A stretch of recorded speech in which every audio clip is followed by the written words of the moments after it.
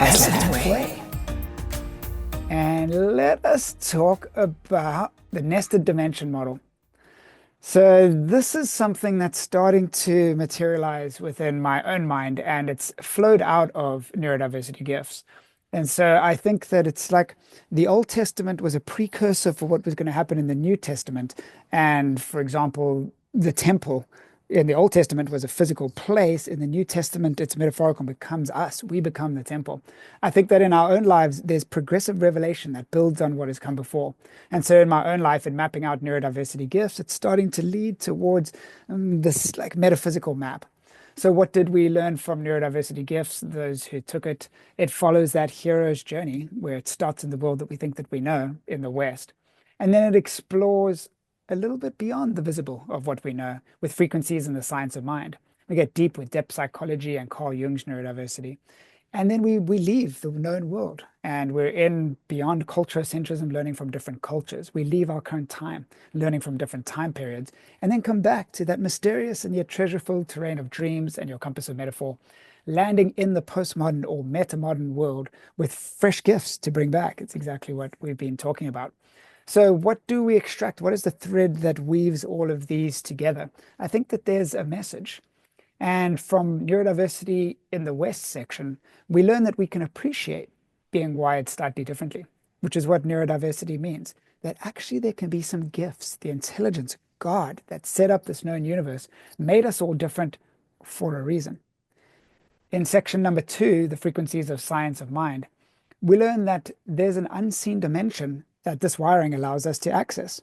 That just like within the light spectrum, only a tiny little sliver is visible. And within the invisible section, there's healing potential and there's technological advancement. It's the same with consciousness. And our neurodiverse wiring allows us to access what goes beyond the visible, the subconscious worlds. That's what we discover in section number 3 with depth psychology and Carl Jung's neurodiversity, is that we can tap into this dimension through our subconscious mind.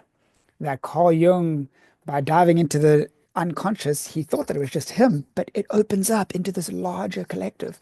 And that larger collective had information that he couldn't have known and which was later verified. He was menaced by a psychosis, but it transformed psychology. We learn in section number 4, beyond culturocentrism, that many different cultures refer to this subconscious dimension as the spiritual world.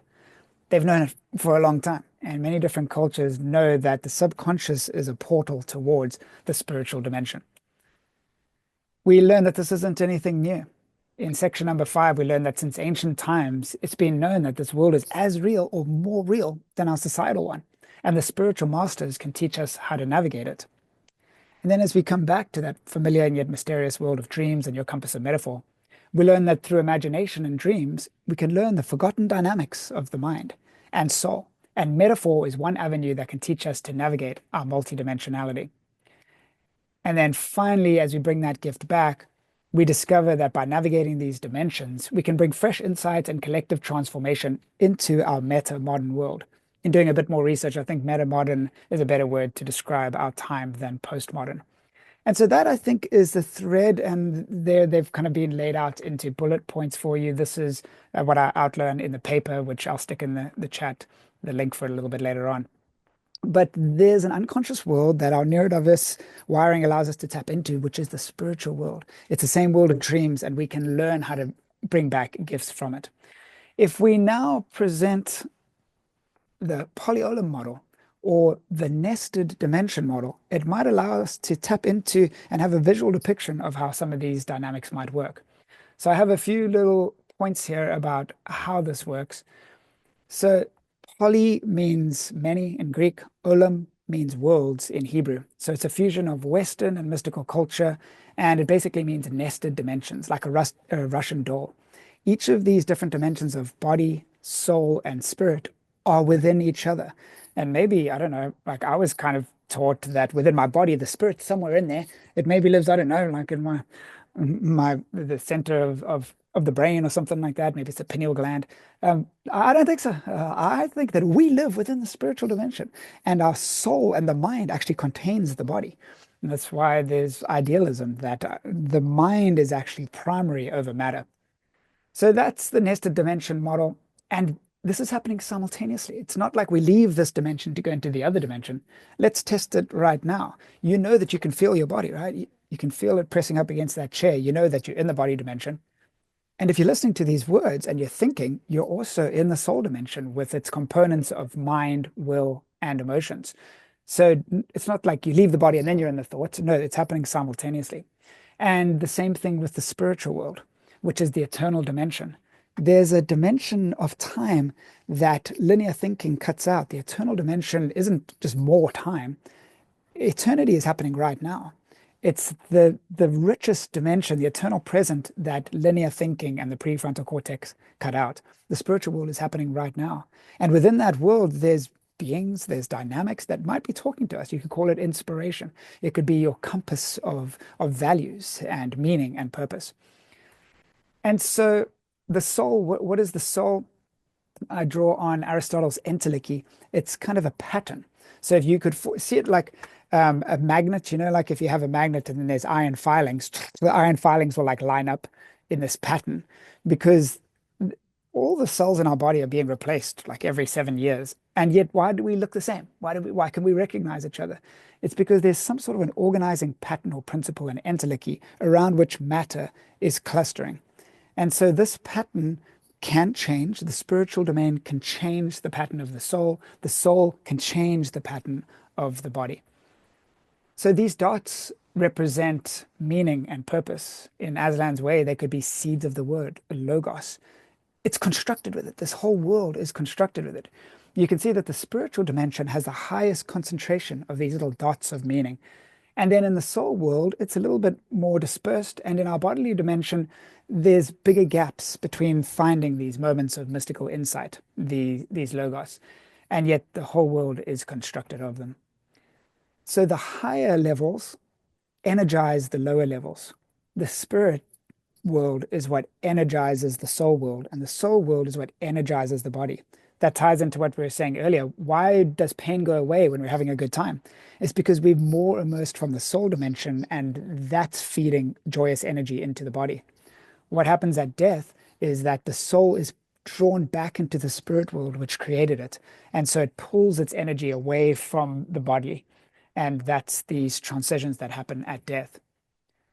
All these dimensions, they don't exist separately like a Russian doll. They're actually interwoven and they're all right here, right now.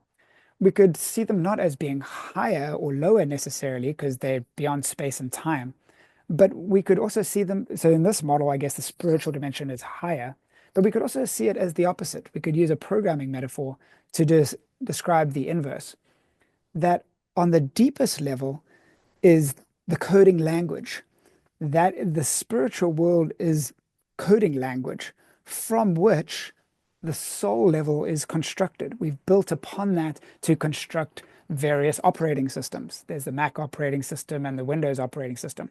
And then from that, on top of that and out of that, comes the various programs that we're using, Zoom right now. And that's the bodily dimension. So right now, it's emanating from the physical world is emanating from the soul world, which is emanating from the spiritual world. So when we awaken to this higher dimensional perspective, let's just use mathematics as an example. When we awaken to a 3D perspective, when we had previously seen in 2D, it puts everything else into context. If we were previously seeing in 2D and we just saw a flat 2D circle on a flat 2D piece of paper, our whole context and meaning changes when we add a third dimension and see that that circle was actually the head of a queen in a game of chess. The board was cut off before, but now we see, oh, now it makes sense why this thing was moving around in the way we do. So being born, or having our consciousness emerge into these higher dimensions puts everyday life into context. That's why we don't follow the same powers and principalities of the world.